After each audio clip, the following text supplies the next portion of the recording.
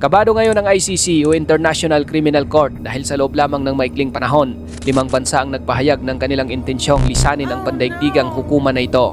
Formal nang ipinaabot ng Venezuela sa United Nations ang irrevocable withdrawal nito sa International Criminal Court o ICC. Naglunsad ng kampanya si US President Donald Trump para buwagin ang International Criminal Court o ICC. Inihayag ng Chad ang pag-alis nito sa International Criminal Court o ICC matapos ang mahigit 2 dekadang pagiging miyembro nito. Hindi biro ang pangyayaring ito mga kapatid, maaari kasi nitong mabago ang direksyon ng international justice. Kaya naman ang tanong, nagsisimula na nga bang humina ang kapangyarihan ng ICC? Sa video na ito, tatalakayin natin ang mga dahilan ng pag-atras ng ilang bansa, ang papel ng malalaking kapangyarihan tulad ng Estados Unidos, at kung paano naapektuhan ng lahat ng ito ang Pilipinas at ang kinabukasan ng pandaigdigang hustisya. Upang maunawaan ang sitwasyon, tignan muna natin ang mga bansang sinasabing nangunang tumiwalag. Ang mga ito ay ang Chad, Venezuela, Burkina Faso, Mali at Niger na formal nang nagsumiti ng kanilang mga abiso sa United Nations upang simulan ang proseso ng pag-alis sa Rome Statute. Bagamat hindi agad nagiging epektibo ang pag-withdraw, malinaw na ipinapakita ng kanilang hakbang ang lumalaking kawalan ng tiwala sa ICC. Para sa kanilang mga pinuno, unti-unti nang nalalayo ang korte sa original nitong layunin na maging patas at walang kinikilingan sa pagpapatupad ng international na batas. Isa sa pinakamadalas na batikos laban sa ICC ay ang tinatawag na selective justice. Ayon sa ilang African nation, mas nakatuon umano ang korte ng mga kaso mula sa kanilang kontinente kaysa mga paglabag na nangyayari sa ibang bahagi ng mundo. Mula nang itatag ang ICC noong 2002, marami sa mga unang malalaking investigasyon nito ay nagmula sa Afrika. Dahil dito iginiit ng mga pamahalaan ng Mali, Niger at Burkina Faso na tila hindi pantay ang pagpapatupad ng hustisya. Para sa kanila, nawawala ang kredibilidad ng isang hukuman kung ang tingin ng maraming miyembro nito ay hindi pare-pareho ang pagtrato sa lahat ng bansa. Ngunit hindi lamang ito usapin ng Afrika. Kung ating titignang mabuti, lumalakas din ang tensyon sa pagitan ng ICC at ng Estados Unidos. Matagal nang hindi kinikilala ng Washington ang jurisdiksyon ng korte sa mga mamamayan nito at lalo pang lumalim ang alitan matapos maglabas ang ICC ng mga arrest warrant laban sa ilang matataas na opisyal ng Israel kaugnay ng digmaan sa Gaza. Bilang pinakamalapit na kaalyado ng Israel, mariing tinutulan ng Estados Unidos ang hakbang na ito. Kasabay nito, mayroon ding mga ulat na pinalakas ng Washington ang kanilang kampanya na hikayatin ng ilang bansa na muling pag-isipan ang kanilang pananatili sa ICC. Para sa Amerika mga kapatid, ang usapin ay hindi lamang tungkol sa Israel. Naninindigan itong walang kapangyarihan ng ICC na usigin ang mga mamamayan ng mga bansang hindi kasapi sa Rome Statute. Dahil dito, tinitignan ng Washington ang ilang hakbang ng korte bilang paglabag sa soberanya ng mga independent state. Sa kabilang panig naman, iginiit ng ICC na tungkulin nilang usigin ang mga pinaghihinalaang responsable sa pinakamabibigat na krimen sa ilalim ng international na batas. Ang banggaang ito ng dalawang pananaw ang isa sa pinakamahalagang dahilan kung bakit lalong umiinit ang debate tungkol sa kinabukasan ng korte.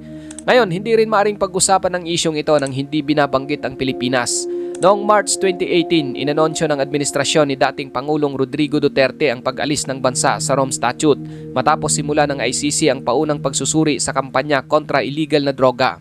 Makalipas ang isang taon noong March 17, 2019, naging formal ang pag-withdraw ng Pilipinas. Bagamat hindi tayo ang unang bansang umalis sa ICC, naging isa tayo sa mga pinakakilalang halimbawa ng isang estado na nagpasyang talikuran ng pandaigdigang hukuman dahil sa usapin ng pambansang soberanya. Halos kapareho rin ang argumento ng Pilipinas ang ginagamit ngayon ng ilang bansang nagpasyang umalis. Iginiit noon ng Administrasyong Duterte na ang korte sa bansa ay gumagana at may kakayahang magsagawa ng sariling investigasyon.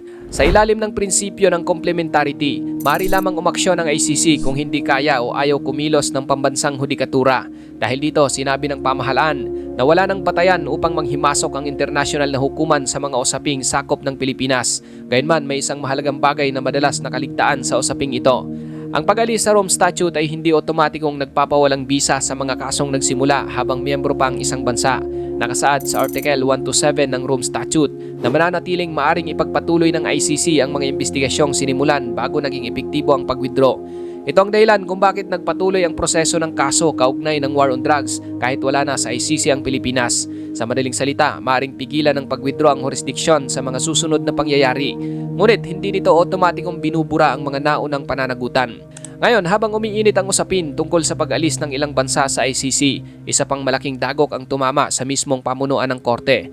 Nito lang July 2026, formal na inalis sa pwesto ang Chief Prosecutor na si Karim Khan. matapos ang isang disciplinary process kaugnay ng mga seryosong aligasyon ng sexual misconduct. Agad itong naging sentro ng pandaigdigang atensyon at naging isa itong mabigat na pagsubok sa kredibilidad ng ICC dahil sila lang naman ang institusyong nangunguna sa pag-uusig ng mga pinaghihinalaang gumagawa ng pinakamabibigat na krimen sa buong mundo. Ginamit ng mga kritiko ng ICC ang pangyayaring ito upang lalong kwestiyonin ang integridad ng korte. Iginiit ng ilang opisyal ng US at Israel na ang iskandalo ay nagpapakita ng mga kahinaan sa pamamahala ng ICC. May mga lumalabas ding aligasyon na sinusubukan ni Khan na ilihis ang atensyon ng publiko sa pamamagitan ng ilang kontrobersyal na hakbang habang umiinit ang usapin laban sa kanya. Gayunman, sa kabila ng pagbabagong ito sa pamunuan ng ICC, hindi naman ito otomatikong naapektuhan ang kaso ng Pilipinas. Matagal nang hindi direktang humahawak si Karim Khan sa investigasyon kaugnay ng war on drugs matapos siyang mag-recuse sa proseso. Dahil dito, ang pangangasiwa sa kaso ay pinagpatuloy ng Deputy Prosecutor na si Mami Mandayin Yang kasama ang iba pang opisyal ng tanggapan ng prosecutor.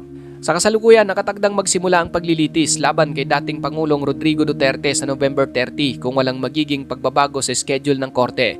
Ito ang isa sa pinakamahalagang kasong hinahawakan ng ICC sa mga nakaraang taon dahil malaki ang magiging epekto nito hindi lamang sa Pilipinas kundi maging sa pandaigdigang batas. Ang magiging takbo ng paglilitis ay mahigpit na binabantayan ng iba't ibang bansa, mga organisasyon sa karapatang pantao at mga eksperto sa internasyonal na batas. Ngunit kahit magpatuloy ang mga paglilitis, nananatili ang isang malaking hamon para sa ICC. Wala itong sariling pulisya o hukbo na maaring magpatupad ng mga arrest warrant. Umaasa lamang ang korte sa kooperasyon ng mga bansang kasapi sa Rome Statute upang arestuhin at iharap sa hukuman ang mga akusado. Kapag tumanggi ang isang estado na makipagtulungan, nagiging mas mahirap ang pagpapatupad ng mga desisyon ng korte. Ito ang dahilan kung bakit napakahalaga ng suporta ng mga miyembrong bansa sa patuloy na operasyon ng ICC. Dahil dito ay kinababahala ng maraming taga-suporta ng international na hustisya ang sunod-sunod na pag-withdraw ng ilang bansa.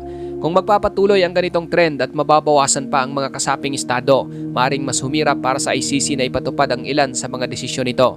Gayunman, nananatili pa ring miyembro ng Rome Statute ang mahigit 100 bansa, kaya nananatili ring gumagana ang korte at nagpapatuloy ang mga investigasyon at paglilitis nito. Sa kabilang banda, sinasabi naman ng mga bansang nagpasyang umalis na ang kanilang hakbang ay pagtatanggol sa bansang soberanya at sa karapatan ng bawat estado na resolbahin ang sarili nitong mga usaping legal. Para sa kanila, ang mga pambansang hukuman ang dapat magkaroon ng pangunahing pananagutan sa pag-uusig ng mga krimen at ang ICC ay hindi dapat manghimasok kung gumagana ang lokal na sistema ng hustisya. Ito ang pangunahing argumento na patuloy na ginagamit ng mga bansang kumukwestiyon sa kapangyarihan ng internasyonal na hukuman. Sa huli mga kapatid, ang kinakaharap ng ICC ay hindi lamang isang legal na usapin kundi isang malaking pagsubok sa pandaigdigang politika. Sa isang panig ay ang paniniwalang kailangang may internasyonal na hukuman na maaring managot ang sinumang pinuno na inaakusahan ng pinakamabibigat na krimen. Sa kabilang panig naman ay ang paninindigan ng ilang estado na dapat manaig ang pambansang soberanya kaysa sa kapangyarihan ng isang pandaigdigang institusyon. Ikaw kapatid, ano ang masasabi mo sa videong ito?